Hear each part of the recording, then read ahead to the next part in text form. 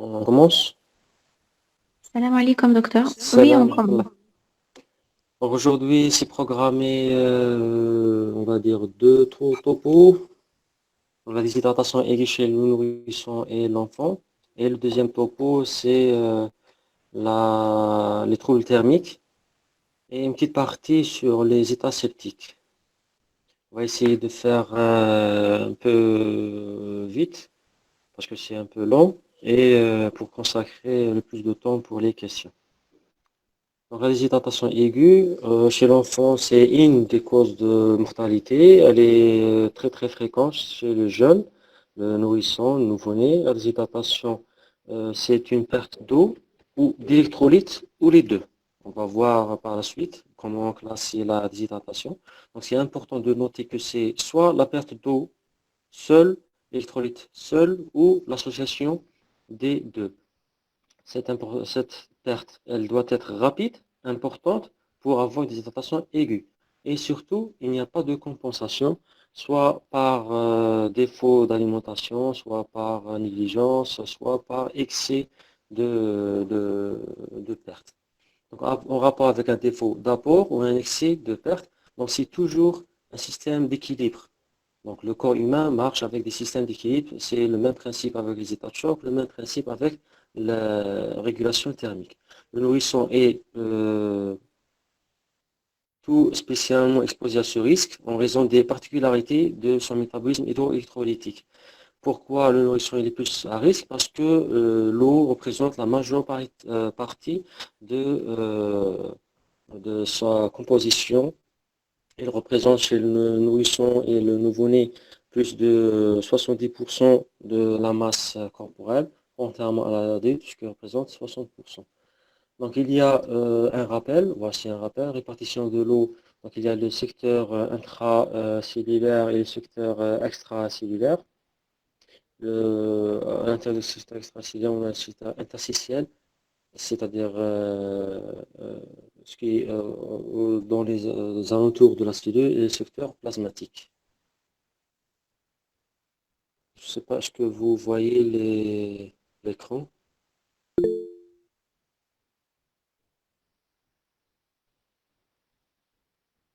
Voilà. Donc, quelles sont les particularités physiologiques? Il y a une prédominance, comme on a dit, du secteur hydrique, les pertes insensibles. Donc, il ne faut jamais oublier les pertes insensibles. Par exemple, la polypnée. Donc, lors de la détresse respiratoire, l'enfant il se déshydrate de façon inaperçue. La fièvre. Bon, la fièvre, elle est très fréquente chez le nourrisson. Poussée dentaire, diarrhée. Il prend, par exemple, les jeunes nourrissons, ils prennent la température de la- l'environnement, la chambre. Les coups de chaleur, il faut faire attention aux coups de chaleur, surtout avec l'été. Et le transport des enfants dans les voitures. Il y a aussi une notion d'immaturité du rein, parce que le rein, il est incapable de concentrer et d'acidifier les urines. Donc ceci va limiter les échanges hydriques et électrolytiques. Et le nourrisson est bien sûr dépendant de son entourage, donc il ne peut pas boire tout seul et il ne peut même pas exprimer la soif, contrairement à l'adulte. Chez le nourrisson, les mouvements d'eau sont plus importants. Donc, les entrées et les sorties quotidiennes représentent à peu près un tiers de son volume extracellulaire. D'accord. Donc, entre le milieu intra et extracellulaire, le mouvement d'eau suit la pression osmotique. Et entre le secteur vasculaire et le secteur interstitiel, c'est la pression oncotique exercée par les protéines présentes dans la circulation sanguine. Donc, ce qui nous intéresse beaucoup plus dans ce cours, c'est la pression osmotique. Donc, l'eau passe du Docteur, milieu. Oui. je m'excuse de vous interrompre. Il y a des gens qui ne peuvent pas regarder la diapo. Ah, Est-ce que c'est le problème pour tout le monde? on va prendre la présentation. Oui.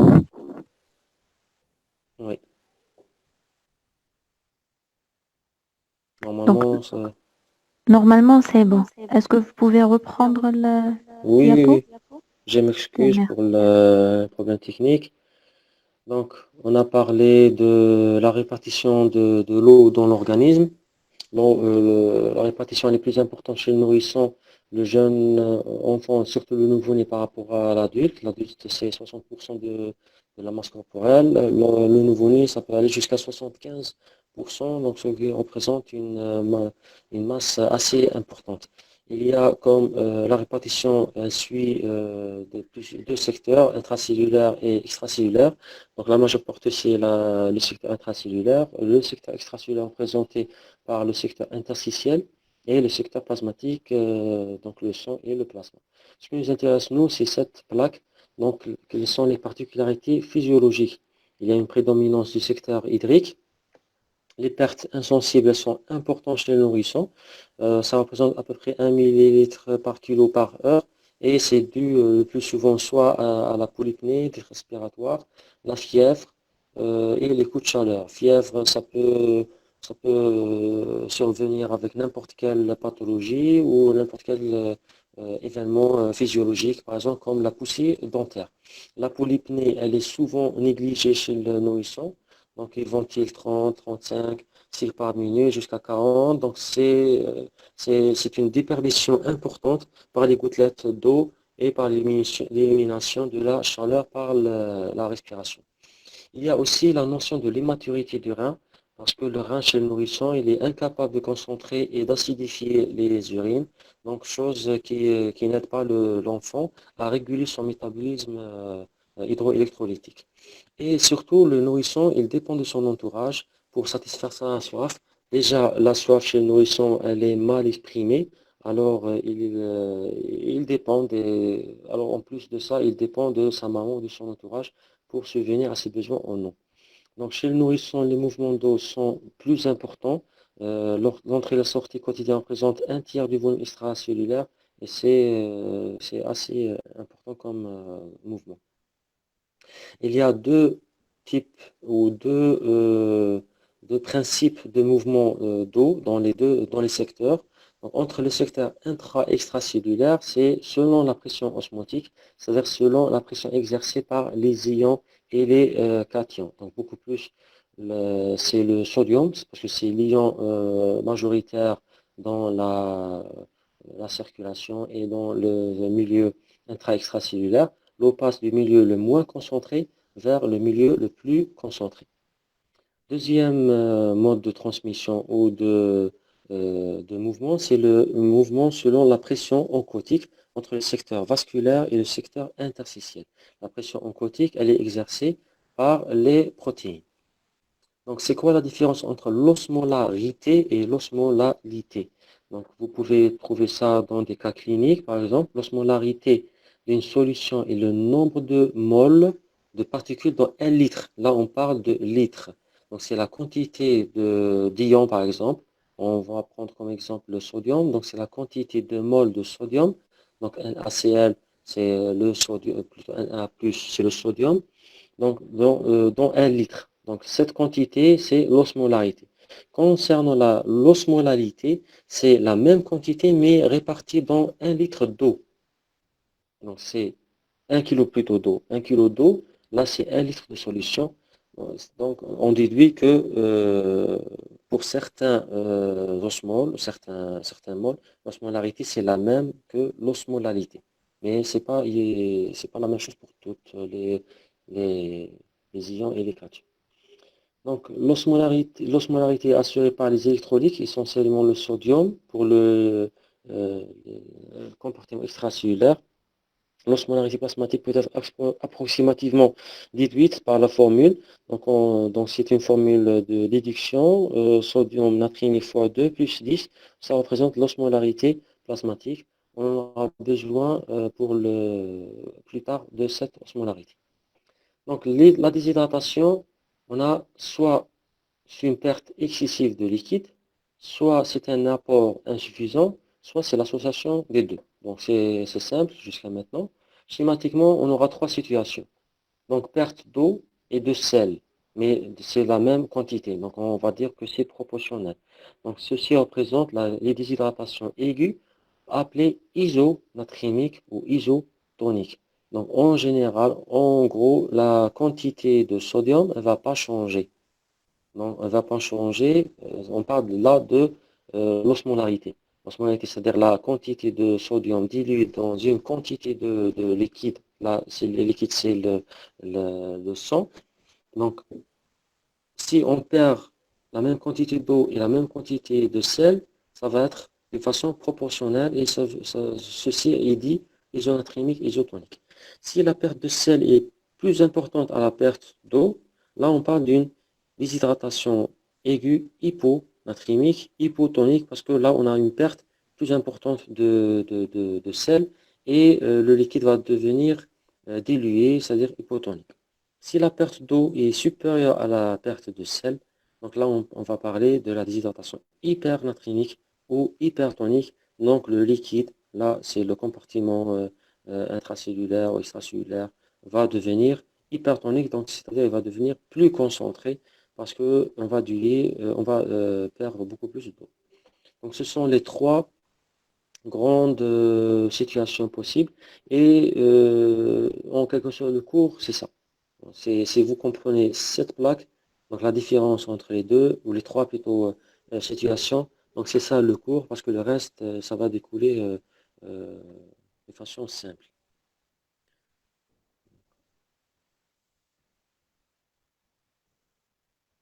Voilà. On va détailler les pertes isotoniques, c'est la déshydratation la plus fréquente. La natrémie reste normale, entre 130 et 150 équivalents par litre. Donc on parle d'une déshydratation isotonique ou isonatrémique. Donc c'est une déshydratation extracellulaire pure, parce que c'est le secteur extracellulaire qui va modifier sa concentration, plutôt, c'est pas, sa teneur en eau et sa teneur en sodium.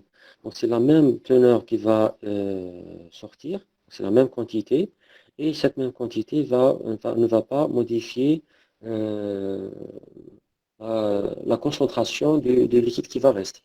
Donc, ça ne va pas aboutir à un changement entre les différents secteurs. Deuxième, c'est les pertes hypotoniques. Donc là, la concentration, plutôt la perte en sodium, elle va devenir, donc perte hypotonique, là c'est, voilà, on va perdre beaucoup plus d'eau que de sel. Donc la concentration de sodium va augmenter, donc on aura une hypernatrémie, ce qui va représenter une déshydratation hypertonique et ou hypernatrémique.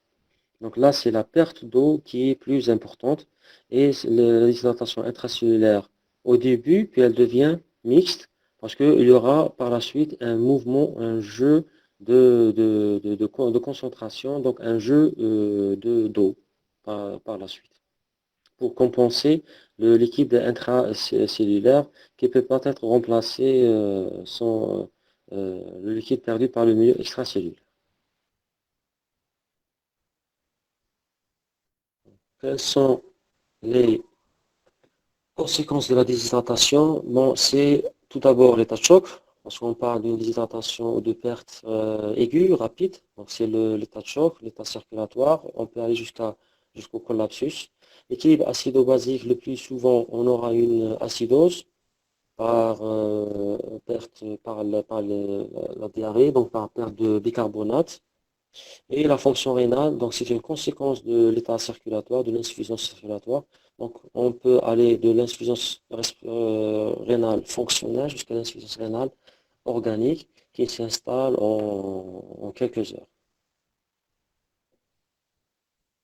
Donc on a les pertes anormales, ça c'est un tableau, c'est un schéma récapitulatif.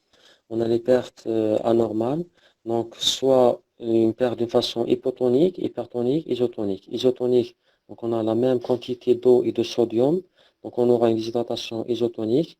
Le plus souvent, c'est une déshydratation extracellulaire pure, diminution du liquide extracellulaire. Ceci va provoquer une diminution de la volémie, va provoquer une hypovolémie, un état de choc, voire un collapsus. Cette hypovolémie, donc un des organes sacrifiés, c'est le rein. Ceci va provoquer une insuffisance rénale fonctionnelle qui peut aller, si elle n'est pas corrigée, vers une insuffisance organique. Et ceci va aboutir à formation de, c'est-à-dire une augmentation de l'IRH+, donc une acidose métabolique, et une augmentation de la calémie, donc une hypercalémie. Donc deuxième partie, c'est l'hyperdéshydratation, l'hypertonique. Donc c'est une perte d'eau plus importante par rapport à la perte de sel et elle est intracellulaire, puis elle devient en deuxième temps une déshydratation mixte. Sur le plan clinique, on a, donc si on parle de intracellulaire, donc c'est le cerveau, donc on a une soif plus ou moins importante, les muqueuses vont être sèches. Quand c'est le cerveau, donc on aura une irritabilité, une hyperthermie parce qu'on aura un dérèglement de la thermogénèse et un choc cardiovasculaire par la suite lorsque ça va devenir mixte. Troisième possibilité, ce sont les pertes plus de sel que d'eau. Donc on aura une déshydratation hypotonique parce que l'eau il dilue plus, donc l'eau il est plus ou moins plus important, plus diluée. Et c'est une déshydratation extracellulaire, hyperhydratation intracellulaire. Donc par l'entrée plus importante d'eau, puisqu'on a une hypoosmolarité extracellulaire. Donc l'eau va du milieu moins concentré vers le milieu le plus concentré. Et c'est une déshydratation très grave parce qu'on aura un œdème cérébral, puisque c'est une hyperhydratation intracellulaire. Là, le risque, c'est l'œdème intracérébral qui peut aller jusqu'aux convulsions, coma, voire la mort. Comment poser le diagnostic? Bon, le diagnostic, il est clinique. Le meilleur élément, c'est la perte de poids. Donc, la première chose à évaluer, c'est le poids de notre nourrisson. Toute perte pondérale objective survenant de façon aiguë est une déshydratation. Et là, on parle de façon aiguë. Elle permet de chiffrer de façon précise le degré de déshydratation et on va parler de pourcentage. Déshydratation légère, modérée ou sévère. Légère, moins de 5, entre 5 et 10% c'est modéré, plus de 10% c'est une déshydratation sévère. Et voici la formule à apprendre. Donc le poids antérieur de l'enfant moins le poids actuel sur le poids antérieur fois 100. Si on n'a pas un poids antérieur, donc on va prendre le poids idéal de l'enfant. On va estimer son poids idéal, moins le poids actuel sur le poids idéal fois le fois 100. Donc les signes évocateurs, on examine l'enfant, on commence par la fontanelle antérieure qui est déprimée, les globes oculaires sont excavés, enfoncés et hypotoniques, absence de larmes, l'enfant il pleure, on dit que ce sont des pleurs sans larmes, et perte de la turgescence de la peau, et voire un pli cutané lors du pincement de la peau, de la peau. Donc les fontanelles excavées, les yeux cernés, et voici le pli cutané qui reste après. Euh, voici la fontanelle. Donc on palpe, à l'examen clinique, on palpe la fontanelle antérieure. Dans les hydratations graves, on peut avoir un allongement du temps de recoloration cutanée ou capillaire, donc ce qu'on appelle le TRC. Le TRC normal, c'est moins inférieur ou égal à 2 secondes. Hypotension artérielle, la tachycardie et le pouls filant lorsque l'on palpe le pouls. Les extrémités deviennent froides, oligurées, voire une anurie. On parle d'une oligurée moins de 0,5 ml par kilo par heure. Ici, une d'acidose, à savoir une polypnie, des myosis, des marbrures et les troubles de la conscience. Donc, ce sont les signes cliniques de l'insuffisance circulatoire ou de l'état de choc. Donc, selon le degré de déshydratation, les signes varient. Bon, c'est juste à titre indicatif. Donc la forme la plus grave, c'est plus de 10%. Donc on a l'excavation, le pli, le collapsus, l'état de choc. Le tiers, c'est les plus importants. Les formes mineures, c'est moins de 5%. On a presque juste une petite excavation du globe oculaire, un déprimé. Sinon, le reste, c'est peut-être normal. Donc on verra par la suite comment aborder le traitement selon les degrés de déshydratation. Donc, quels sont les types de déshydratation selon les signes cliniques? Donc, on peut avoir deux tableaux, soit c'est une déshydratation extracellulaire, soit c'est une déshydratation intracellulaire. Donc, déshydratation extracellulaire, donc c'est l'état de choc, le pli cutané, l'absence de larmes, fontanelle antérieure déprimée, les globes oculaires extravés, hypotoniques, les signes de l'état de choc. Ce qui concerne les signes intracellulaires, donc il faut, pour se souvenir, donc c'est le cerveau, on va dire que c'est le cerveau, c'est la cellule cérébrale, donc elle lance un signal de soif. On a les muqueuses sèches, donc la thermorégulation, elle est euh, désadaptée, donc on aura une fièvre, l'irritabilité, les convulsions, l'altération de l'état de conscience, voire un état de coma. Donc, on peut, c'est les trois différents types de déshydratation, isotonique, hyponatrémique, hypotonique, et on peut voir les différentes signes selon l'état de déshydratation. Donc, c'est pas vraiment important. Un enfant avant déshydratation, après hydratation, les yeux foncés, enfoncés, globe oculaire enfoncé, yeux cernés, on voit même que les muqueuses sont sèches, le pli cutané. Qu'est-ce qu'on trouve sur le plan biologique? Donc, l'ionogramme, c'est l'examen biologique paraclinique clé. Donc, c'est la seule natrémie qui permet de classer les types de déshydratation. Donc, on a vu que sur le plan clinique, on a des déshydratations extracellulaires ou des hydratations intracellulaires. Parfois, c'est difficile de trancher entre les deux types de déshydratation en clinique courante. Et c'est l'anatrémie qui nous permet de trancher entre l'hyponatrémique, isonatrémique et l'hypernatrémique parce que entre les trois types de déshydratation, le schéma thérapeutique va changer. Donc, en l'absence de natrémie, de déshydratation est considérée comme isotonique. Parfois, on n'arrive pas à avoir une natrémie par problème de laboratoire ou autre. Donc, on va dire que c'est une déshydratation isonatrémique, isotonique et traitée comme telle. La calémie, elle doit être interprétée en fonction de l'acidose. Il faut savoir qu'elle diminue, que la calémie, elle diminue de 0,6 milléquivalent pour chaque baisse de 0,1 du pH. Donc, les examens sanguins, les autres, donc c'est l'ionogramme sanguin, la calcémie, la glycémie, l'urée, la créatinine pour la fonction rénale. On peut calculer, nous, soit de façon, c'est-à-dire calcul de l'osmolarité, ou on peut mesurer l'osmolarité par les examens biologiques, le CO2 et le pH lors de la réalisation de la gazométrie. L'augmentation de l'hématocrite et de la protéine est due à l'hémoconcentration, donc c'est un signe indirect. Donc si on a une hématocrite élevée ou une protéine élevée ou euh, fortement élevée, donc ce sont des signes de l'hémoconcentration. L'augmentation de l'urée et de la créatinine sanguine est due à une insuffisance rénale, le plus souvent fonctionnelle.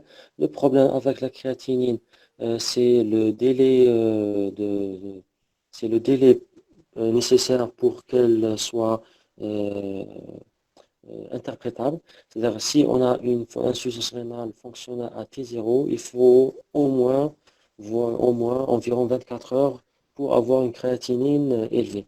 Donc, parfois, lors des déshydratations aiguës, on trouve l'urée créatinine normale et ils vont augmenter dans les heures, voire le lendemain. L'hyperglycémie de stress, donc on peut avoir une hyperglycémie parce que l'enfant il est agressé, une agression métabolique. Donc, l'acidose métabolique, elle est fréquente. Donc pourquoi? Parce qu'on a une production d'acide lactique par la présence d'une souffrance cellulaire. parce que c'est l'insuffisance circulatoire aiguë, c'est l'état de choc. Et comme on a vu dans un cours précédent, l'installation ou la modification de le métabolisme aérobique vers le métabolisme anaérobique. On a aussi la production de corps cétoniques suite au jeûne. Le plus souvent, ce sont des nourrissons qui subissent des vomissements. Perte excessive de bicarbonate suite digestive, donc diarrhée ou rénale par une tubulopathie et une diminution de l'élimination de CO2 à cause des troubles neurologiques causés par exemple, une hyperinflation intracellulaire et ceci va provoquer une hypoventilation. Donc tout ceci est en faveur, ceci va provoquer une augmentation du pH, plutôt diminution du pH et par la suite une acidose métabolique. L'alcalose métabolique, elle est rare, elle succède au vomissement chez le nourrisson, surtout dans la situation où il y a une sténose du pylore, où il y a des vomissements très importants. Sur le plan urinaire, donc on peut faire l'ionogramme urinaire à la recherche de la calurèse et de la densité. On cherche aussi la densité urinaire, on calcule l'osmolarité et le pH des urines. Donc la diurèse, une oligurie, on a parlé d'une oligurie inférieure à 0,5 ml par kilo par heure, associée à une déshydratation. Donc c'est une adaptation rénale. Donc le rein, pour lui, il faut garder le maximum d'eau. Donc il diminue la filtration. Et par la suite, on aura une diminution de la diurèse. Donc la diurèse, c'est un moyen de diagnostic et c'est un moyen surtout, un moyen de surveillance et de monitorage de l'état d'hydratation de notre patient, surtout après le début de la réhydratation. La densité urinaire toujours très élevée, parce qu'on aura une concentration des urines, une diminution de la quantité, une concentration des urines. L'intriurèse basse, quelle que soit la natrémie. Donc là, on parle des hydratations. Si l'intriurèse elle est élevée, donc ce sont d'autres pathologies. Et le pH urinaire inférieur à 5,5. L'osmolarité des urines élevée, plus de 1400 milliosmoles par litre. Donc les examens en fonction du contexte, donc les autres examens, une FNS, plaquette, si on suspecte une infection, un problème euh, beaucoup plus infectieux. Les examens microbiologiques, cytobactériologiques, des urines. Donc le plus souvent, c'est une infection urinaire qui touche en général les jeunes filles. L'hémoculture, la copro, la recherche de virus, de parasites, donc dans les selles, ce qui explique parfois la diarrhée. Et la ponction lombaire dans les situations où il y a une suspicion de méningite. Quels sont les diagnostics différentiels? Donc, déshydratation aiguë, hypernatrémique. Donc là, le plus souvent, certains encéphalites donnent une déshydratation hypernatrémique. Donc, on a une hypernatrémie et on a des signes neurologiques. Donc, on pense à une déshydratation hypernatrémique. L'enfant obèse, l'évaluation de son état d'hydratation est difficile. Et l'enfant malnutri pose aussi le problème de l'examen clinique. Donc, quelles sont les étiologies? On a posé le diagnostic, il faut chercher l'étiologie, parce qu'il ne suffit pas de corriger la natrémie, ni de corriger ni de réhydrater, et il faut traitement étiologique. Donc, les premières causes de déshydratation du nourrisson sont les diarrhées aiguës, surtout dans la période d'été. Donc, la perte d'eau égale la perte de sel, donc on a parlé d'une déshydratation isonatrémique. La cause la plus fréquente, c'est la diarrhée, mais on peut trouver aussi les aspirations digestives. Dans les pathologies digestives, les patients hospitalisés avec une sonde nasogastrique et en aspiration continue. Donc, on peut occasionner ou de façon iatrogène la déshydratation. Le troisième secteur dans les occlusions, les brûlures étendues peuvent aussi provoquer une déshydratation, donc une perte d'eau équivalente à une perte de sel. Dans les causes rénales, donc les uropathies obstructives et le lever d'obstacles, on aura par la suite une débâcle urique, donc une augmentation de la quantité des urines. Deuxième type de déshydratation, ce sont les déshydratations à perte de sel, supérieure à une perte d'eau. On a dit que c'est une déshydratation hyponatrimique. Donc, on aura une dilution de volume extracellulaire.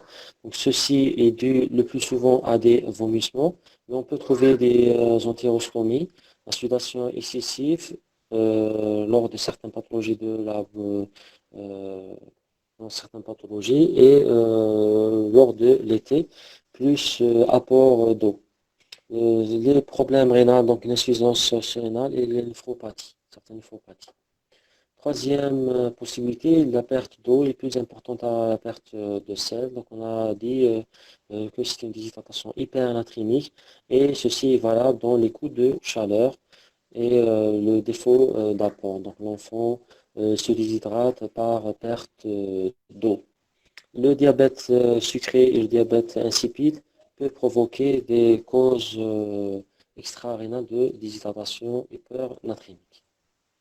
Donc, il y aura des complications précoces et tardives. Les complications précoces, donc la première, c'est clair, donc c'est l'insuffisance circulatoire, l'état de choc hypovolémique. Sur le plan neurologique, la hydratation trop rapide, donc une déshydratation hypernatrémique peut provoquer un œdème intracellulaire, donc un œdème cérébral, ceci va provoquer des convulsions.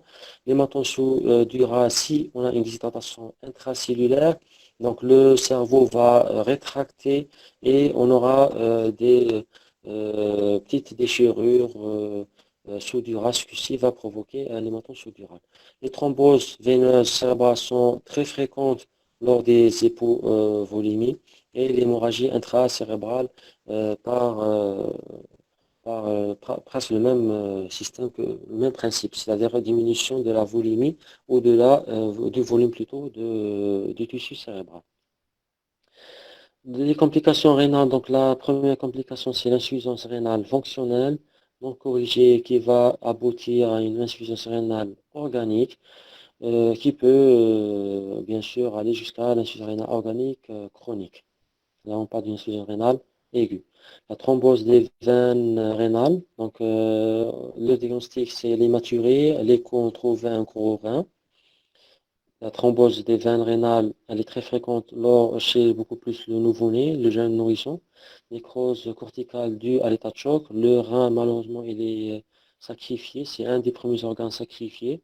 Et la polyurie transitoire qui peut parfois, c'est comme le rein, il fait, c'est-à-dire de temps en temps, il essaie de récupérer une diurèse. Donc, on aura des polyuries transitoires. Sur le plan hémorragique, donc on peut avoir une consommation intraveineuse intravasculaire disséminée, donc des CIVD, l'hypoprothrombinémie, donc diminution de la prothrombine.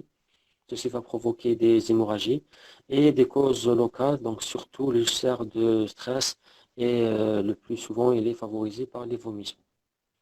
Les complications de surcharge, on peut aller, ce sont des complications le plus souvent iatrogènes, donc lors du remplissage rapide, donc l'œdème aigu du poumon, c'est l'OAP, et les œdèmes périphériques des membres. Les complications tardives, on peut avoir une encéphalopathie hémorragique responsable de séquelles, et ces séquelles peuvent aller jusqu'à la spasticité ou la commercialité de notre enfant. Donc, comment prendre en charge un enfant en déshydratation? Donc, il faut bien sûr faire une estimation de l'importance de la déshydratation. On a vu la formule. On peut avoir trois possibilités. Déshydratation légère, moins de 5%, entre 5 et 10% modérée, et plus de 10%, c'est une déshydratation sévère. À défaut de poids, les éléments cliniques. Si on n'a pas le poids, on peut utiliser un poids théorique et on peut utiliser les éléments cliniques, bien sûr. Donc, les éléments cliniques, ça va nous donner une idée sur une déshydratation extracellulaire ou une déshydratation intracellulaire. Donc, les éléments d'appréciation font surtout appel aux signes d'hydratation. On a vu les différents signes en faveur de l'hydratation extra et intracellulaire. Donc, tout d'abord, il faut apprécier le type de déshydratation. La natrémie, elle est importante pour avoir les trois types de déshydratation, iso, hypo ou hypernatrémique. Rechercher le retentissement surtout aigu de cette déshydratation. Bien sûr, il faut identifier la cause. Si on n'arrive pas à identifier la cause, donc la réhydratation, on aura toujours une rechute et établir une fiche de surveillance. Donc, comme on a dit la dernière fois, en réanimation, on pose les problèmes, on cherche les complications, on traite les causes et surtout, c'est la surveillance et le monitorage de notre patient. Donc la surveillance, on a deux volets, un volet clinique et un volet paraclinique. Donc sur le plan clinique, on surveille la fréquence cardiaque. Donc une insuffisance circulatoire aiguë peut provoquer une tachycardie, voire une bradycardie. Fréquence respiratoire, on a vu que la polypnée, donc elle va provoquer une déshydratation. Donc si notre patient est plus polypnique, donc on peut compenser cette polypnée.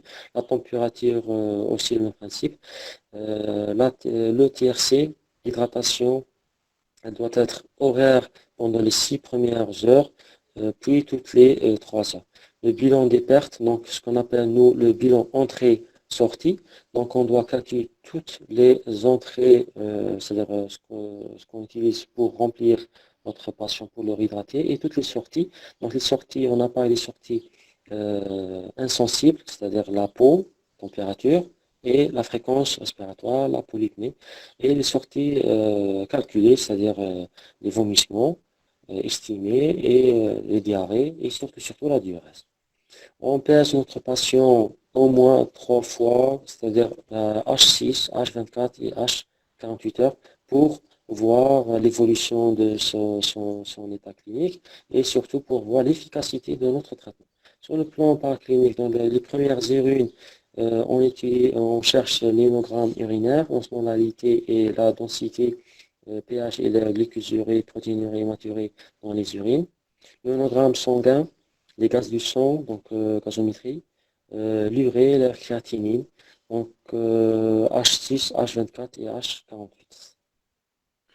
Quels sont les objectifs de la prise en charge du traitement? Tout d'abord, il faut restaurer une circulation, donc il faut éviter l'état de choc circulatoire.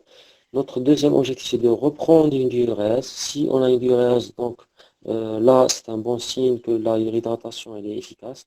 Corriger le déficit extracellulaire et réparer la déplétion potassique. Donc on cherche les pertes potassiques pour les compenser et apport de la maintenance. Donc après le lever de l'état de choc, on corrige sur le plan hydrique, donc l'eau, et sur le plan électrolytique, donc le potassium et le sodium. Et il faut bien sûr assurer une maintenance pour ne pas avoir une rechute. Donc, quelles sont les bases du traitement? Donc, remplacer les pertes antérieures, remplacer les pertes en cours et couvrir les besoins. Donc, c'est compenser les pertes, on remplace les diarrhées, les vomissements, donc les pertes actuelles, la diurèse, la polyurie, et on doit couvrir les besoins en eau, en électrolytes et surtout en calories. Donc, parfois, plutôt souvent, on oublie l'alimentation et les calories.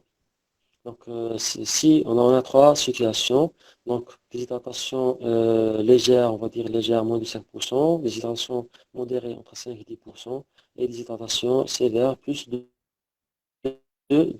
Donc là, on parle des schémas en pédiatrie. Là, on parle de schéma A, en schéma B et schéma C.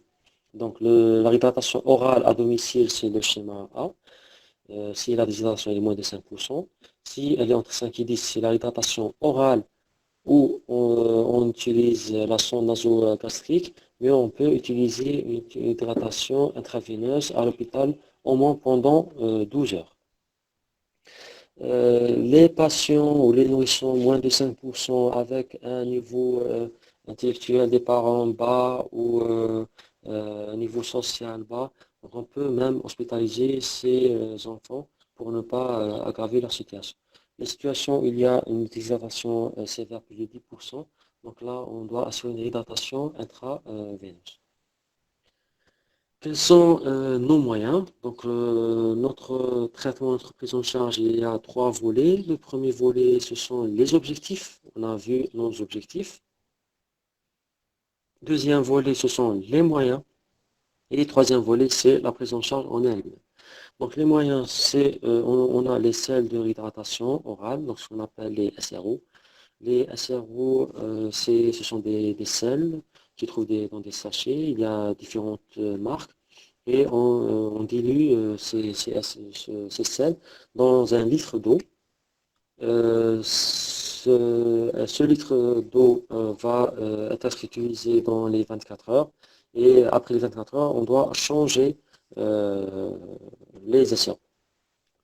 Il y a deux types. Donc, on a les SRO de Saïdal et les SRO des autres marques. On peut trouver même des sels de réhydratation avec des goûts pour certains enfants qui préfèrent les goûts, fraises, bananes, ou ce que vous voulez, ou les SRO de Saïdal qui sont sans goût. Le sérum salé isotonique, donc 0,9%, soluté intraveineuse de réhydratation, ce qu'on appelle SRH, soluté de réhydratation hydrique, donc c'est le SRH, c'est un soluté avec du glucosé et certains électrolytes. Le sérum glucosé à 5% et le sérum bicarbonaté à 14%. Donc pour la déshydratation moins de 10%, sans signe de gravité, la réhydratation, si on peut utiliser la bouche, ben c'est l'idéal, c'est le meilleur moyen de réhydratation. Donc c'est la bouche, hydrater par os ou par sonde nasogastrique. Donc on utilise l'estomac d'emblée. Donc 20 cc par kilo par heure pendant les premières 6 heures, ce qui représente un total de 120 cc de SRO. Donner à boire au biberon le plus tôt possible et réévaluer chaque 30 minutes. Si l'enfant n'arrive pas à boire, donc on utilise la sonde nasogastrique. Si la sonde nasogastrique est inefficace, donc on utilise la voie intraveineuse, ainsi de suite. Quelles sont les contre-indications de la voie entérale? Donc c'est l'état de choc, la déshydratation sévère, l'état de conscience altéré, donc l'enfant peut faire des fausses routes, l'hypernatrémie sévère, la suspicion d'un abdomen chirurgical, donc il faut proscrire tout ce qui est nutrition entérale et la capacité de compenser les pertes liquidiennes, donc on n'arrive pas à compenser par exemple, donc là on utilise la voie intraveineuse. Donc il faut privilégier la bouche et l'estomac pour la correction de la déshydratation de 10% sans signe de gravité. Au bout de 4 heures, si on a une aggravation, donc réhydratation IV, si on n'a pas de signe de déshydratation, l'enfant urine. Donc là, SRO après chaque sel mol, chez nous ils sont 50 et chez nos enfants ils sont à 200 ml.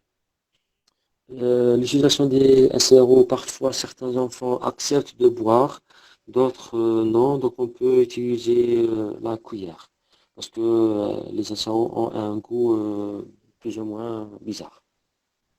Les déshydratations plus de 10% isotoniques. Donc l'enfant doit être hospitalisé, mis en condition, une voie veineuse et un collecteur d'urine. Les pédiatres utilisent un sachet d'urine. Nous, les réanimateurs, avec un état de choc en sonde, les enfants. La réhydratation IV se fait en trois phases. Donc ça, c'est le schéma C. On dit schéma C. Emplacement des pertes antérieures. 100 cc kg si déshydratation de 10% et 150 cc kg si déshydratation de 5%, pardon, de 15%. Remplacer les pertes en cours, donc ce sont les diarrhées, les vomissements, donc on doit compenser les pertes, la diurèse, donc on doit compenser toutes les pertes et assurer la ration de base, donc les apports de base. Donc les apports de base, c'est selon le poids. Les apports de base, on verra par la suite. Donc voilà. La première phase, remplacer les pertes. On a dit qu'on doit remplacer les pertes, c'est 100 cc par kilos, c'est moins, c'est 10, 150, c'est 15, 110, c'est 11%, etc. Donc là, c'est les pertes. Donc la première moitié en 2 heures, 50 cc par kilo de séance à isotonique entre 0 et 30 minutes, on passe 20 cc kilo. Nous, en les temps, on a passé un remplissage rapide, donc 20 cc kilo. Deuxième remplissage, c'est 20 à 30 cc par kilo. Donc le remplissage, il peut durer jusqu'à 2 heures. C'est pour la compensation des pertes. Si vous utilisez par exemple les gouttes, donc pour calculer les gouttes en minutes, donc cette formule vous aurez besoin lorsque vous serez des internes. Donc on utilise la quantité en cc sur le nombre d'heures fois 3. J'ai par exemple 200 cc sur 2 heures fois 3, donc on aura le nombre de gouttes par minute. Et là, vous pouvez le remplissage par les gouttes. Il existe aussi des bimètres, donc on calcule les gouttes et on marque la quantité plutôt de liquide qu'on veut faire passer dans le débitmètre. En réanimation, on utilise pour les voies intraveineuses les seringues autopulsées. Donc on règle la quantité ou la vitesse avec laquelle on veut faire passer. Par exemple, 20 cc kilo, si on veut passer en 30 minutes, donc 100 cc, on utilise par exemple 150 cc par heure et ceci va passer en 30 minutes après. Donc, l'évaluation après H2, en cas de diurèse, on utilise l'abscisse, densité urinaire, l'osmolarité urinaire, etc. Si diurèse négative, donc l'enfant n'urine pas, la première chose, il faut vérifier est-ce qu'il y a un globe vésical. S'il n'y a pas un globe vésical, on rajoute 10 cc kilo, voire 20, 10 à 20 cc par kilo de séance salée en 1 heure. Si pas de diurèse, on rajoute 10 à 20 cc kilo dans la deuxième heure. Si toujours pas de diurèse, donc on stimule le rein par le Lasix, donc le furosemide, 1 mg par kilo. Si AH6, pas de diurèse, pas de globe vésical, donc là c'est un problème. On appelle la réanimation et on peut aller jusqu'à la dialyse.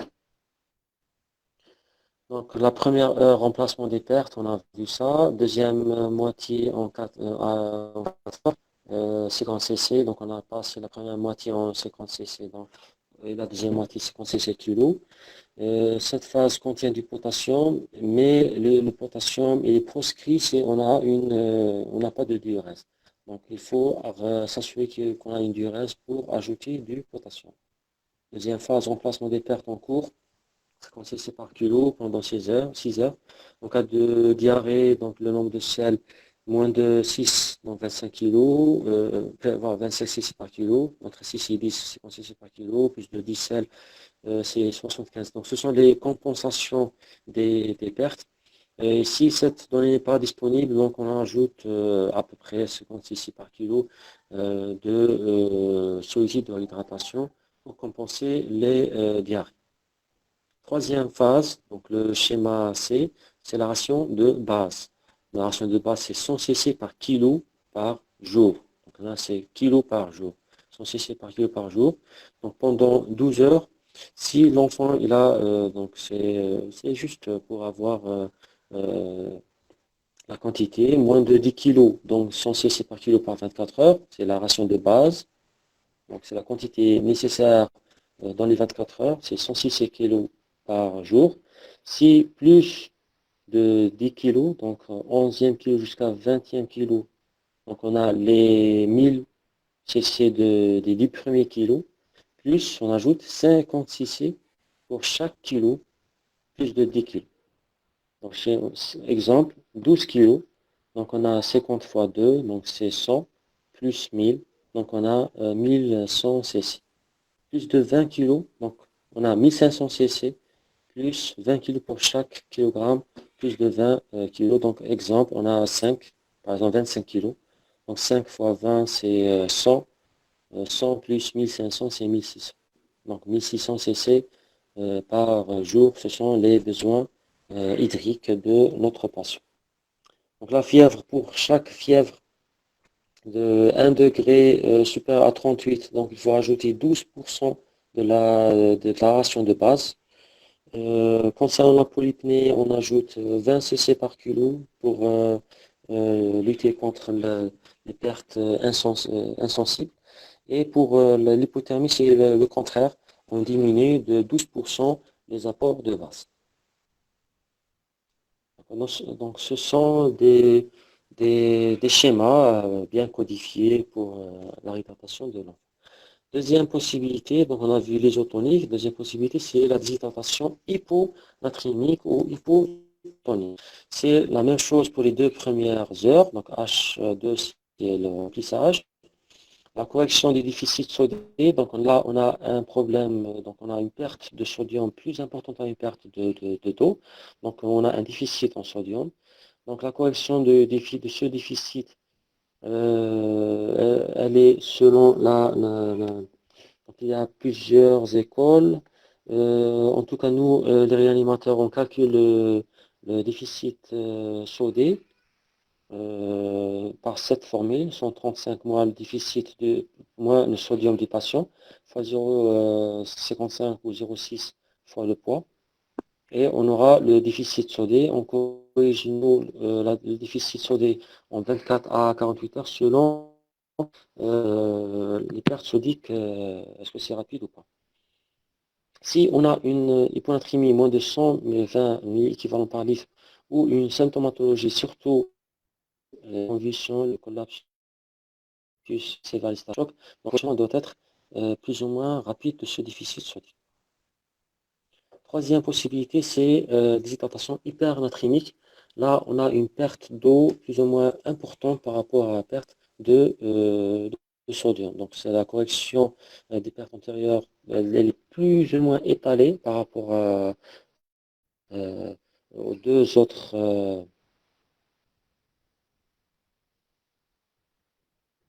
On va revenir à l'écran. Docteur, est-ce qu'on entame les questions sur ce chapitre ou le deuxième Oui, chapitre? oui. Il y a un problème, je sais pas. Est-ce que vous voyez l'écran? Non, pas encore. Les participants, est-ce que vous avez des questions sur la déshydratation? Oui.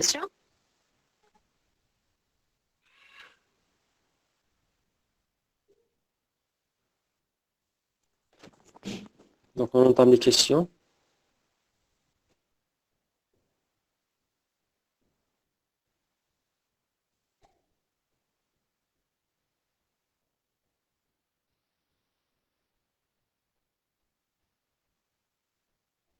Y a-t-il des questions?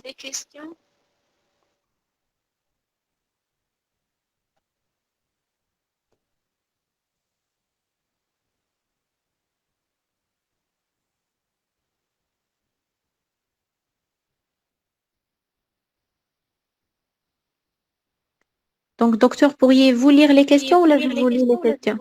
Oui. Donc, pourquoi la réhydratation perroche est contre-indiquée en cas d'hypernatrémie? Non, on n'a pas dit que la réhydratation perroche est contre-indiquée en cas d'hypernatrémie. On n'a pas d'une hypernatrémie sévère. C'est pas pareil. L'hypernatrémie sévère euh, parce qu'on a des signes neurologiques. Le plus souvent, ce sont des signes neurologiques et ça rejoint le même tableau que le coma. Donc, on ne peut pas alimenter perros un enfant en état de coma.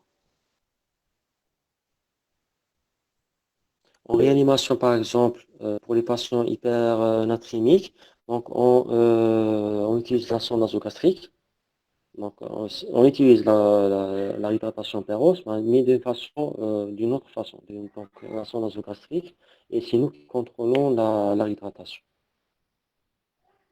Il y a aucun risque de redondance. D'autres questions?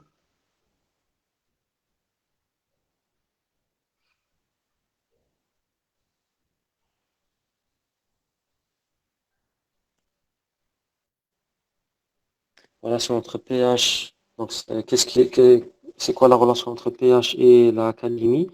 Donc le pH, c'est la concentration en ion H+. Et l'ion H+, il suit un mouvement avec le potassium. Donc c'est le même mouvement. C'est la même pompe.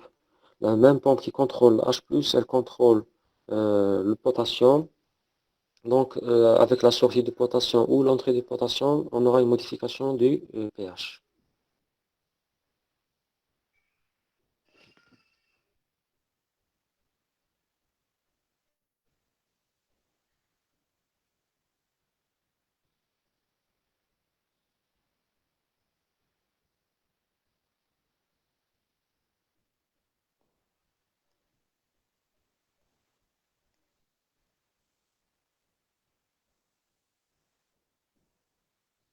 Oui, un pH acide donne une hypercalémie. Un pH acide, ça veut dire une quantité importante de ions H+.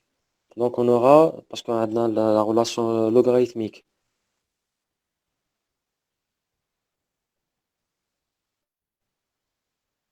Donc une hypercalémie, on aura une acidose, ou le vice-versa.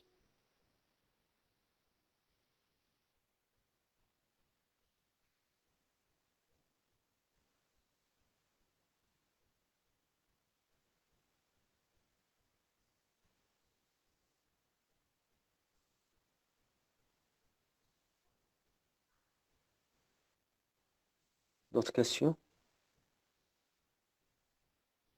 Concernant la prise en charge, il faut apprendre les schémas.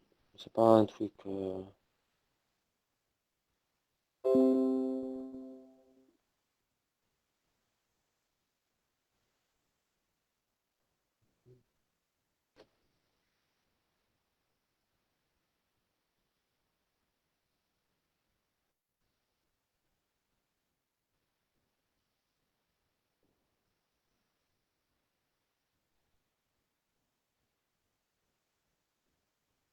D'autres questions?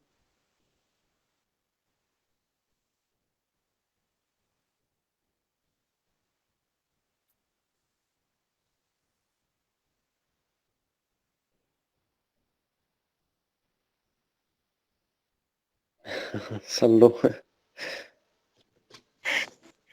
Il y a une question que vous avez sautée, c'est quoi la polypnée matérielle? La polypnécie métairia, c'est une forme de polypnée, mais c'est la façon de respirer. C'est pas une ventilation de pneumopathie ou quoi, c'est une ventilation de je sais pas c'est le même principe qui m'a par exemple une personne تدخل le hammam ou un coup de chaleur ou une ventilation un peu spécifique. Donc c'est sans problème, c'est juste un problème de perte hydrique.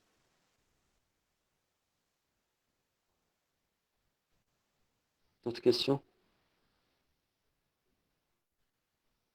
Donc, je pense qu'il n'y a plus de questions. Est-ce qu'on peut entamer le deuxième cours? Oui. Très bien. Merci. Donc le deuxième topo, ce sont les troubles thermiques. Donc les objectifs, il y a une différence entre la fièvre et l'hyperthermie. Donc c'est ça l'objectif du cours. Connaître les signes de gravité d'une hypothermie, évaluer la gravité de la fièvre pour les signes vitaux, rechercher l'étiologie sur le contexte et reconnaître les signes de gravité d'un sepsis. Bon, le sepsis, c'est un autre topo. Donc il faut le message du cours, l'hyperthermie, ce n'est pas la fièvre. Déjà, qu'on juste on sort avec ça, déjà c'est bien. Donc, comme tout dans l'organisme, il y a un équilibre. L'équilibre thermique, c'est la thermorégulation, c'est entre la thermogénèse et la thermodéperdition. Donc, la fièvre, c'est le point d'équilibre thermique, il est augmenté. Donc, c'est une réaction de l'organisme et qui s'adapte selon les situations pathologiques, par exemple une infection. Donc, l'organisme va répondre par des frissons pour augmenter sa chaleur et par une vasoconstriction pour avoir une thermolyse, donc une diminution de la chaleur. Donc la thermogénèse, c'est la production de chaleur. La thermolyse, c'est en quelque sorte, la destruction, c'est le refroidissement. Donc la fièvre, elle peut être la cause, plutôt comme cause, on peut avoir l'inflammation, l'infection, quelle que soit l'infection virale, bactérienne, parasitaire, etc. Certaines pathologies peuvent donner la fièvre. Donc c'est une élévation anormale de la température, elle est supérieure à 38 degrés, donc plus de 38. Concernant la définition 38, c'est selon les sociétés savantes. Donc, c'est selon les sociétés savantes, certaines, comme la société savante d'infectiologie américaine, pour laquelle on se base beaucoup plus, nous, les réanimateurs, c'est une fièvre, on parle d'une fièvre à la maison, une fièvre à l'hôpital, une fièvre en réanimation. La fièvre dans la maison, c'est plus de 37,5. À l'hôpital, c'est plus de 38. Et en réanimation, c'est 38,3. Mais gardez en tête que la fièvre, c'est l'élévation anormale de la température plus de 38. L'hyperthermie, le point d'équilibre n'est pas modifié. Donc, c'est pas un problème d'équilibre, c'est pas un problème dans le cerveau, en quelque sorte, entre parenthèses, mais c'est l'élévation de la température due à une impossibilité de l'organisme de réguler son bilan calorique. Pourquoi? Parce que ça peut, une augmentation de la thermogénèse qui peut être une conséquence d'un exercice musculaire important suite à un événement sportif. Ça, c'est l'apanage des sportifs de haut niveau qui poussent leur corps au bout et ceci va provoquer une augmentation importante de la chaleur. La thermolyse, elle est insuffisante dans ces situations. Donc la thermolyse elle est inefficace, soit à la température ambiante. Donc, pourquoi on n'arrive pas à refroidir notre corps, pardon, parce que la température ambiante elle est trop importante, soit par exemple dans les situations du sauna, exemple, ou ceci va empêcher les pertes, ou l'humidité elle est très importante, donc on n'aura pas une déperdition hydrique par la peau, ceci ne va pas permettre la thermolyse. Donc, l'insolation, la chaleur ambiante excessive, les exercices physiques intenses pour les sportifs de haut niveau peuvent provoquer l'hyperthermie. Et c'est la même définition sur le plan degré, c'est 38 degrés Celsius. Donc, il y a trois compartiments. Compartiment central où il y a les organes vitaux au système vasculaire, génère la quasi-totalité de l'énergie, à peu près 80% de l'information thermique. Et la température doit être maintenue constante dans les alentours de 36-37 degrés. Deuxième compartiment, c'est le compartiment périphérique. On a un gradient, on appelle ça un gradient de température qui est entre 3 et 5 degrés. Si le grade de température augmente plus de 5 degrés, donc c'est en faveur de certaines pathologies comme l'état de choc, l'insuffisance circulatoire.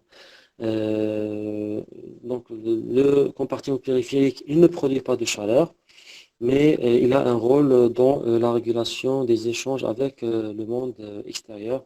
Donc c'est en quelque sorte les extrémités. Le revêtement cutané, donc c'est pour la régulation thermique. Donc, en général, la production, c'est les organes internes et les muscles, et la thermolyse, plutôt, le refroidissement, c'est la peau, le revêtement cutané. Donc, la régulation, elle se fait au niveau cérébral. L'hypothalamus, c'est le principal centre d'intégration de la thermorégulation. Donc, c'est en quelque sorte le thermostat du corps humain.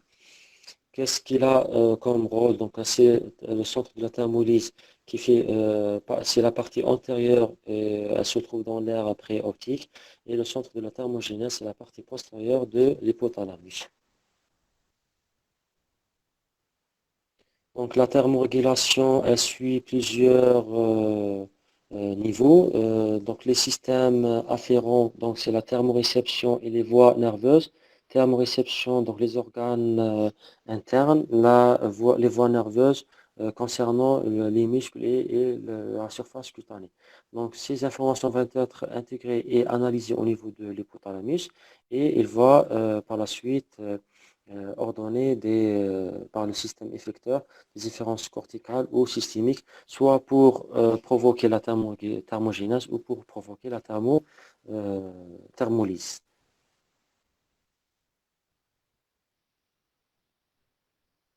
Voilà. Donc, le centre de thermolyse et centre de thermogénèse, ils vont s'adapter selon le comportement et selon la situation. Donc, pour avoir une thermolyse, donc, on peut utiliser la vasodilatation et la sudation. Pour avoir une thermogénèse, donc c'est tout à fait le contraire, la vasoconstriction et les frissons. Donc, pour la thermogénèse, la production de chaleur, donc tout d'abord, c'est le métabolisme de base. Donc, les métabolismes qui se font à l'intérieur de la cellule vont produire de l'énergie et de la température. Le travail musculaire et la charge exogène, c'est-à-dire la température ambiante. Donc, ceci va produire de la chaleur. Le deuxième versant de la balance, c'est la thermolyse, c'est la déperdition hydrique, c'est le refroidissement en quelque sorte. Donc c'est par différents moyens, donc il y en a quatre. Donc c'est la radiation, ce qui représente la majeure partie de la déperdition ou de la thermolyse, à peu près 60%. L'évaporation par la respiration et la ventilation, 17 à 20%. La convection et la conduction, c'est-à-dire en touchant les objets.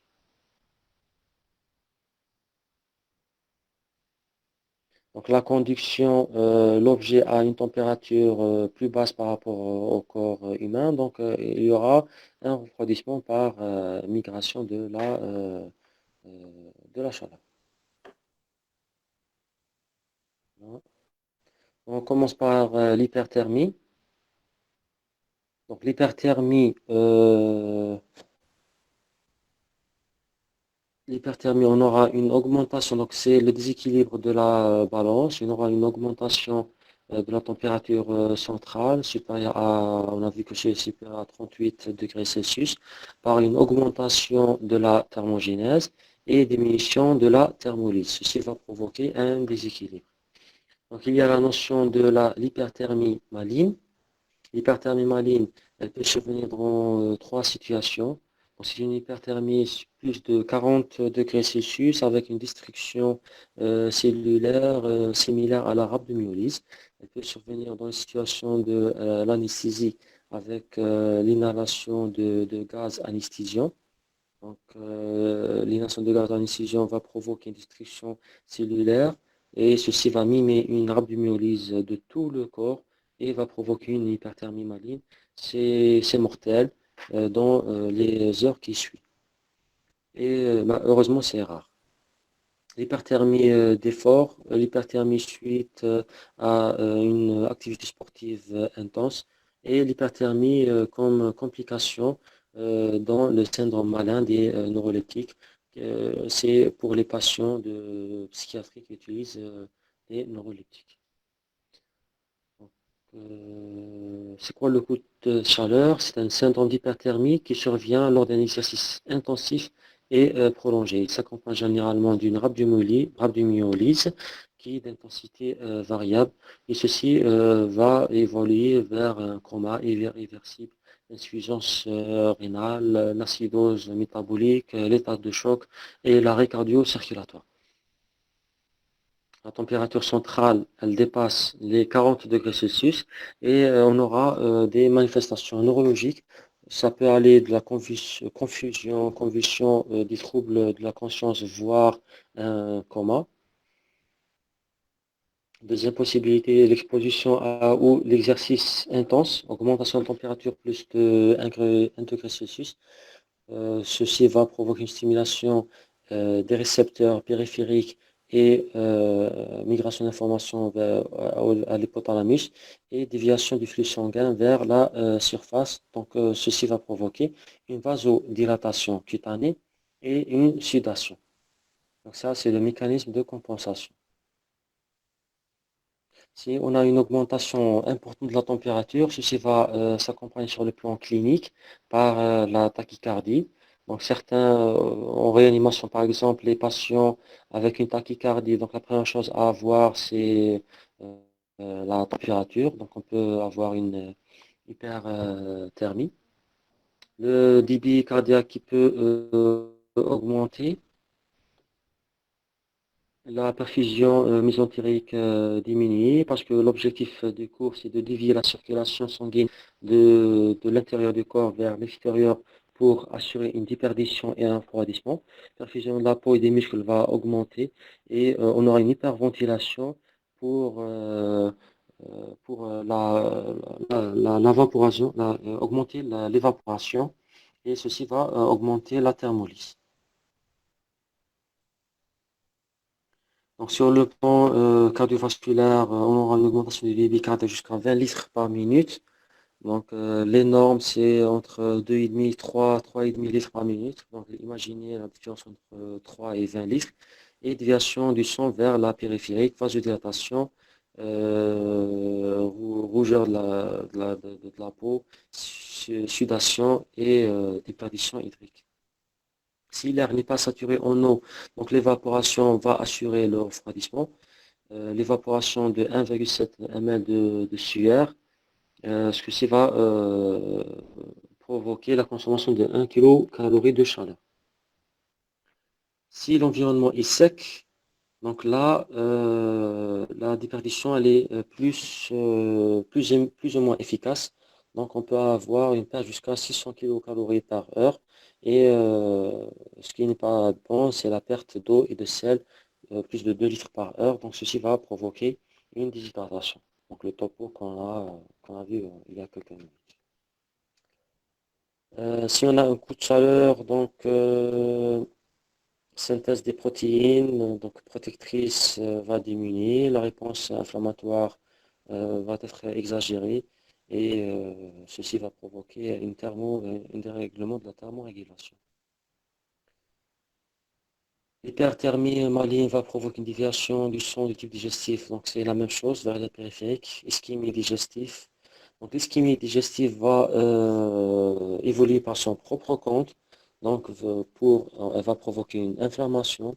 Donc l'inflammation peut aller du CIRS, voire jusqu'au sepsis, la translocation bactérienne, donc la modification du comportement des bactéries qui va devenir plus agressif et par la suite va provoquer on peut aller jusqu'à l'état de choc septique.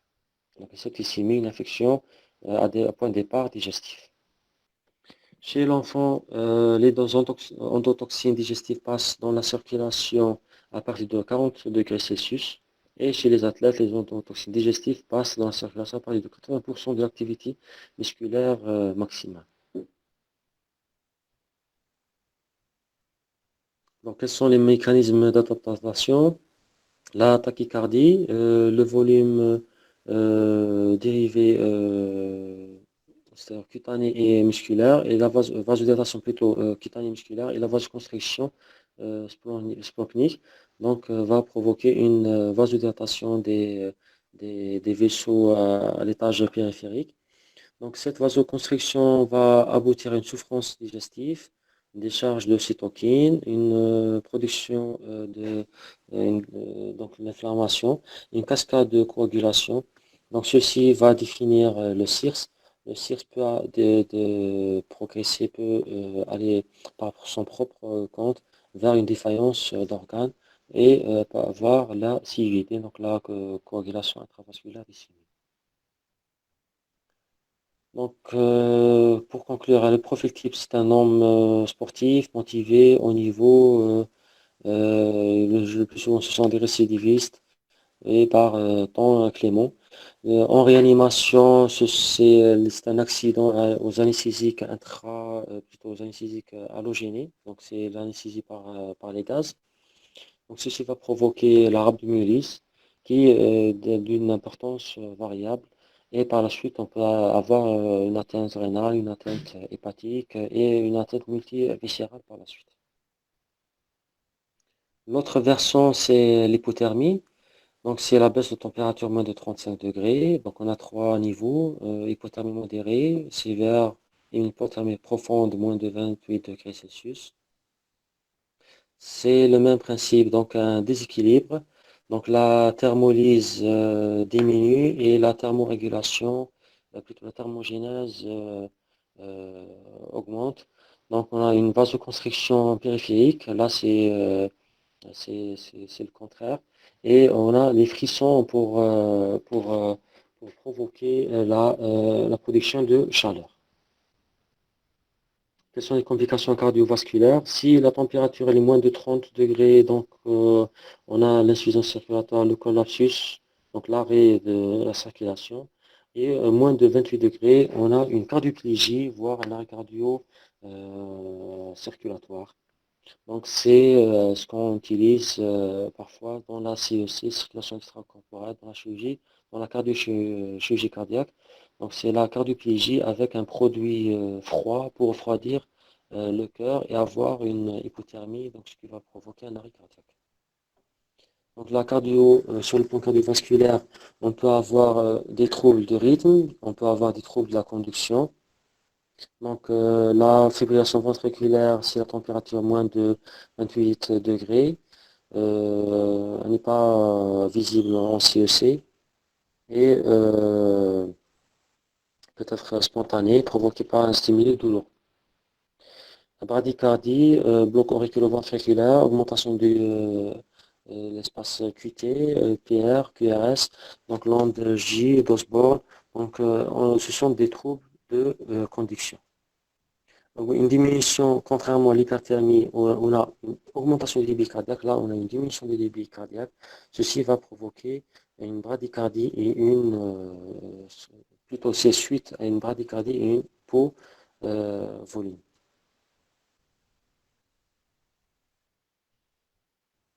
Donc l'hypothermie plus de 34 degrés, entre 34 et 35, donc la conscience elle est normale, et il y a les frissons pour augmenter la chaleur, la fréquence cardiaque s'accélère au départ, puis elle baisse. La pression artérielle elle essaie de compenser cette hypothermie, donc augmente pour assurer le maximum de circulation, puis avec la suite, avec le temps, elle va baisser. Entre 28 et 34, donc la peau devient sèche, cyanogée, livide, par suite à vasoconstriction importante. On n'aura pas de marbrure.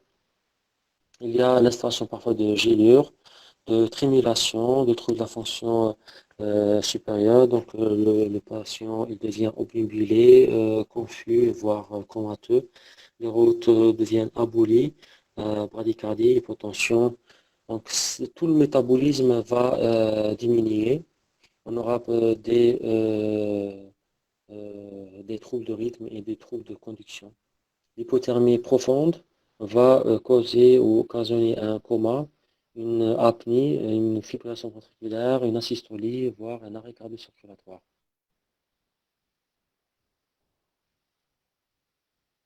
L'anomalie, donc on aura par la suite sur le plan respiratoire une anomalie entre le rapport ventilation-perfusion à cause de la vasoconstriction, altération de l'apport de l'oxygène au tissu et une vasoconstriction périphérique.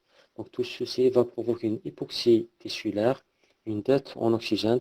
Et une deuxième point, c'est la diminution d'activité mucociliaire par inhibition et ensuite, deuxième point, c'est l'inhibition de réflexes de tout, va provoquer un encombrement bronchique et une stase dans les bronches. Donc, il faut penser à aspirer les bronches après récupération de la température ou après réchauffement. Donc, sur le plan gazométrique, on a une acidose métabolique. Pourquoi? Parce qu'une augmentation des lactates, passage en mode anaérobique et production importante de lactates pour pallier à l'hypoxie.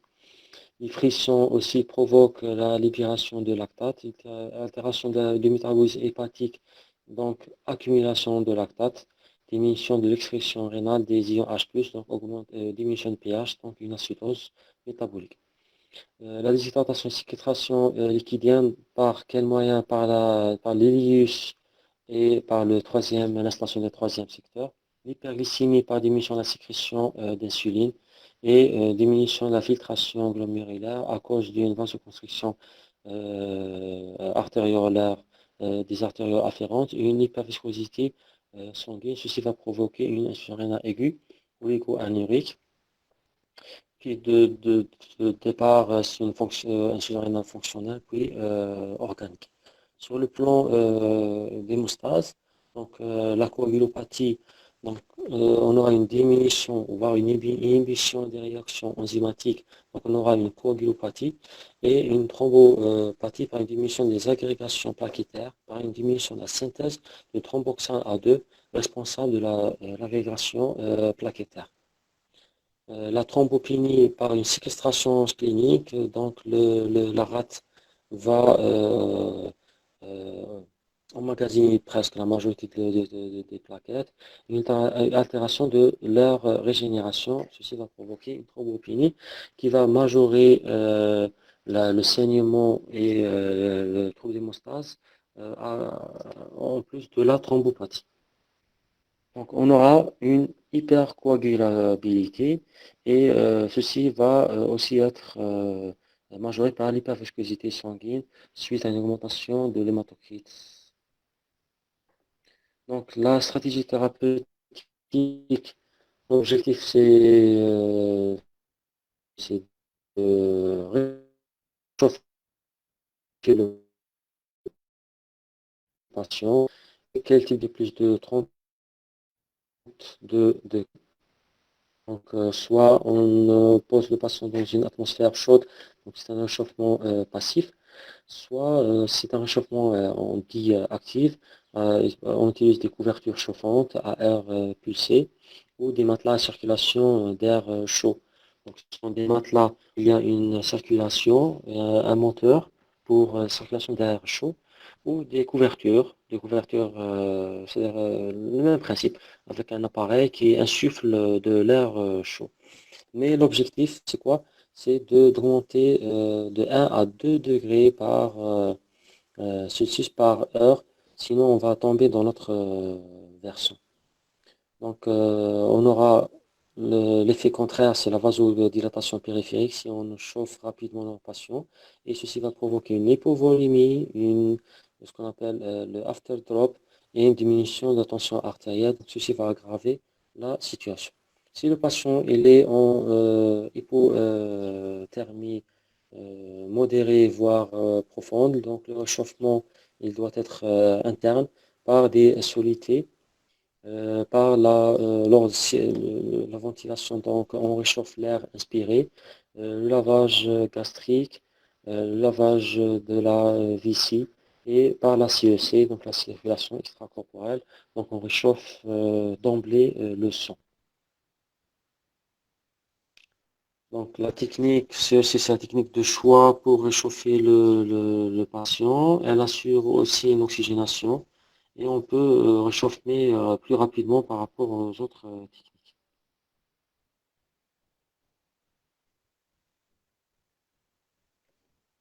Donc on cherche l'activité. Si on a un patient moins de 30 degrés, donc aux urgences, on cherche est-ce qu'il y a une activité circulatoire conservée oui ou non. Donc c'est une activité conservée. Donc il faut réchauffement accompagné, stratégie de stress minimum, donc on intube, on ventile pour oxygéner. Des voies veineuses périphériques, elle est difficile, voire impossible. Donc on utilise la veine cave supérieure.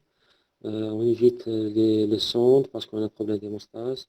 Réchauffer le tronc, attention à l'after-drop, c'est-à-dire l'effet versant du réchauffement. En plus, ça, je dois être prudent, ne pas utiliser initialement de drogue, des vasopresseurs. Le monitorage il doit être de rigueur, de la tension artérielle et un bilan complet. Donc c'est quoi la vitesse? C'est à peu près 1 à 2 degrés par Celsius par heure. Donc si jusqu'à atteindre 35 degrés. Donc, si inférieur à 0,5 degrés Celsius, donc là, on utilise la CEC pour pour un meilleur réchauffement. Deuxième situation, donc on n'a pas d'activité circulatoire. Donc, il faut confirmer bien sûr l'hypothermie, réexaminer le patient et rechercher la calémie en urgence. Si la calémie elle est supérieure ou égale à 10 millimètres, plutôt 10 millimoles par litre, donc là, on doit arrêter malheureusement le patient, arrêter la réanimation parce que le patient il est décédé. Si la calémie elle est moins de 10 millimètres de mercure, pardon, millimoles par litre, c'est l'utilisation de la CEC jusqu'à 35 degrés Celsius. Donc, si ces situations sont vues dans les noyades, dans les eaux glacées, et voilà.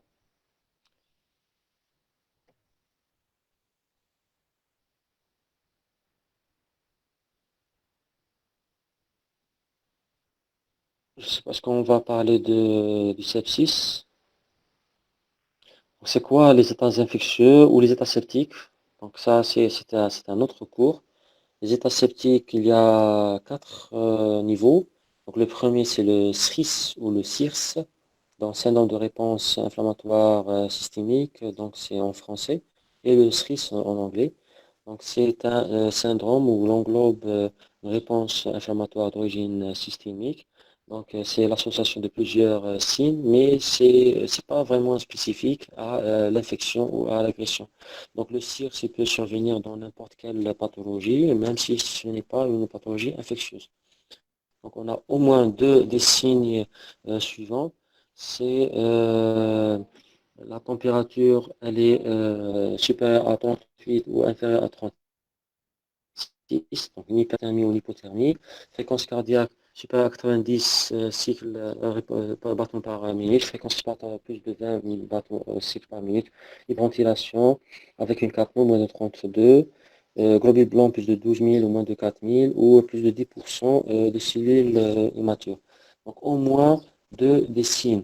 Au moins deux des signes. Par exemple, une hyperthermie 38 avec une tachycardie à 100. Donc là, on parle d'un CIRS. Donc, SIRS avec une pathologie non infectieuse associée. Donc, on peut aller trouver les agressions tissulaires, par exemple la pancréatite, infarctus des tissus, par exemple le myocarde, les hémorragies méningées, rejet de greffe, crise hyperthyroïdienne. Donc, c'est pas vraiment spécifique à l'infection.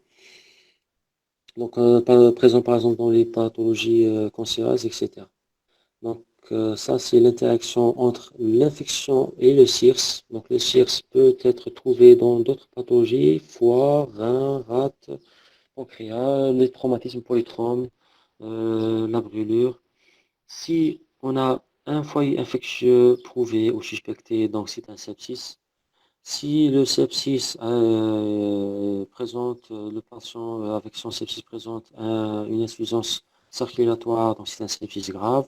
Et si cette insuffisance circulatoire ne répond pas au remplissage et nécessite l'introduction d'un support hémodynamique, donc c'est l'état de choc septique. Voilà. Est-ce que vous avez des questions?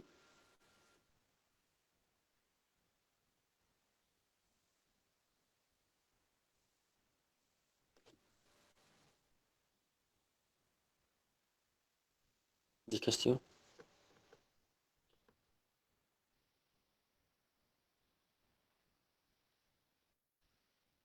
On peut détailler les tâches septiques si vous voulez.